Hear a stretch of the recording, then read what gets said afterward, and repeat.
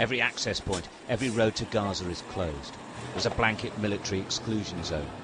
The only traffic allowed through, a few aid convoys, and that's sporadic.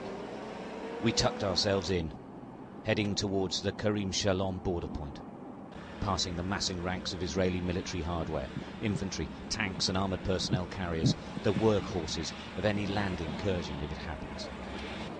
This border marks the point where Israel, Egypt and Gaza meet. Watched over by Egyptian and Israeli military, the convoy trucks carrying desperately needed aid queue to register before being called forward to start unloading. Our unexpected arrival sparked a furious row between an Israeli manager and his Arab-Israeli staff.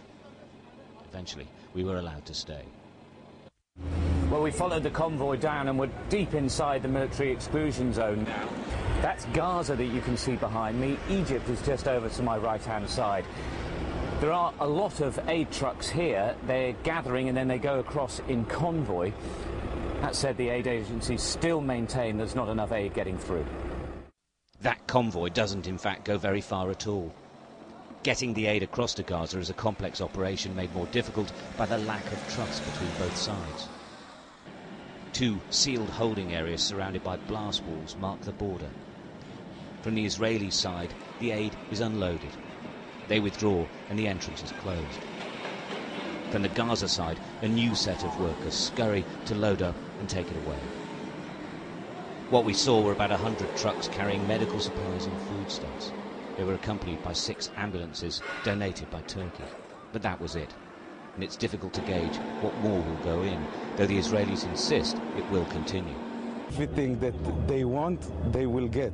When we're talking about medical assistance, medicines and medical items, they can provide whatever they want. And food items, the same thing. Whatever they can provide us, we will try and facilitate the movement inside.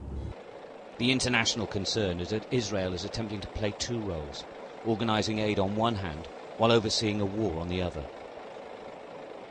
And the problem is that with the bombings and rocket attacks from both sides continuing, it's almost impossible to arrange proper distribution in Gaza. The civilian population there needs peace.